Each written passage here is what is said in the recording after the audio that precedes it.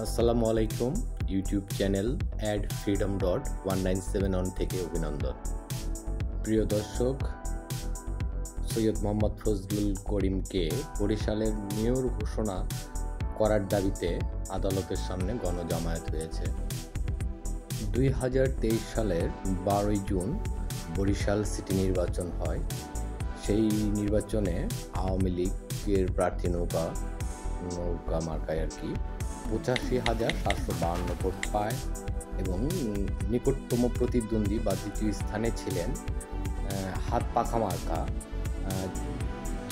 উনি ভোট পেয়েছিলেন 34,345 ভোট।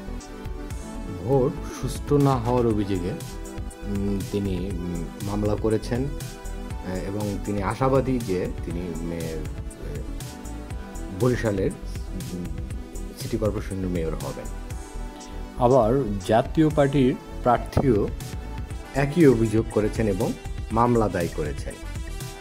চলুন ওনার একটু বক্তব্য শুনি, উনি কি বলেছেন। মাননীয় আদালতের কাছে 2023 সালের 12 জুন যে নির্বাচন হয়েছিল, সেই নির্বাচন সুষ্ঠু বা নিরপেক্ষ হয়নি। সেই মর্মে আমি এই নির্বাচনকে বাতিল চেয়ে একটি আবেদন আজকে মাননীয় বিজ্ঞ আদালতে আমি পেশ করেছি আমার আইনজীবীর মাধ্যমে, সেটা গ্রহণ এবং সেটা গৃহীত হয়েছে। আমি আশা করি মাননীয় বক্তব্যটি শুনলেন।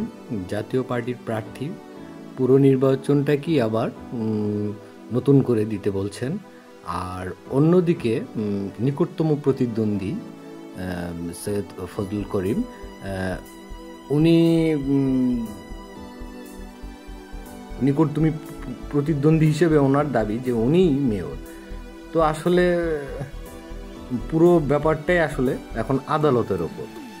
যেমন ধরুন, এই যে কিছুদিন আগে ঢাকা দক্ষিণ সিটির যে একটি রায় হলো, এই ধরনের একই একটি মামলার একটি রায় হলো,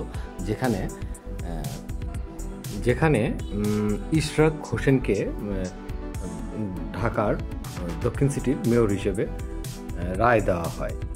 তা চলুন এই ব্যাপারেও আরেকটি ভিডিও ক্লিপ দেখে নিই। সিটির 2020 সালে নির্বাচনের ফল বাতিল করে বিএনপি নেতা ইশরাক হোসেনকে মেয়র ঘোষণা করে আদালত। বাতিল হয় নৌকা প্রতীকে নির্বাচিত শেখ ফজলে নূর তাপসকে মেয়র ঘোষণা করে জারি করা গেজেট। প্রিয় দর্শক, এখন কথা হচ্ছে, এইভাবে যদি আদালত নির্বাচনের সব রায় এভাবেই দেয়, তাহলে তার ভোটের প্রয়োজন হয় না আমার মনে হয়।